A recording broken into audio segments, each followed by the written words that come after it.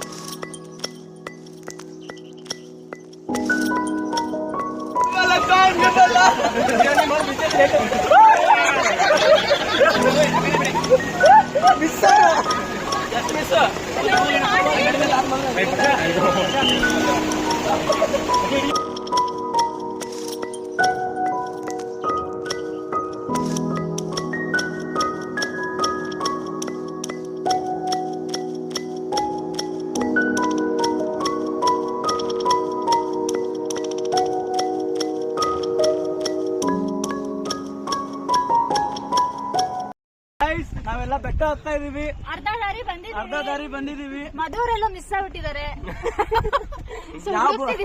ಯಾವ ಕಂಟಿಲ್ ಬಿದ್ದಿರ್ತಾರ ಹುಡುಕ್ಬೇಕು ಹೋಗಿ. ಇನ್ನೊಂದ್ ಸ್ವಲ್ಪ ಇದೆ, ವ್ಯೂ ಬರುತ್ತೆ. ಇನ್ನೇನು ಮುಳ್ಳಾಗ ಕಂಟ್ಯಾಗೆಲ್ಲ ಓಡಾಡಕತ್ತಾರು.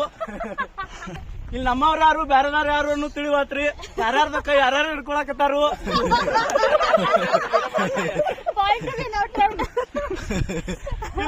ಚಂದಾಗ ಹಿಂಗ್ ಮಂಗ್ಯಾನಾಗ ಒಬ್ಬ ಸಿಂಗಲ್ ಆಗಿ ಬರೋ ಒಬ್ಬರಿ ಹೋಗಾಗ ಇಲ್ಲಿ ಜೋಡಿ ಮಾಡ್ಕೊಂಡು ಹೋಗಂಗ ಕಾಣಿಸ್ತಾನ್ರಿ.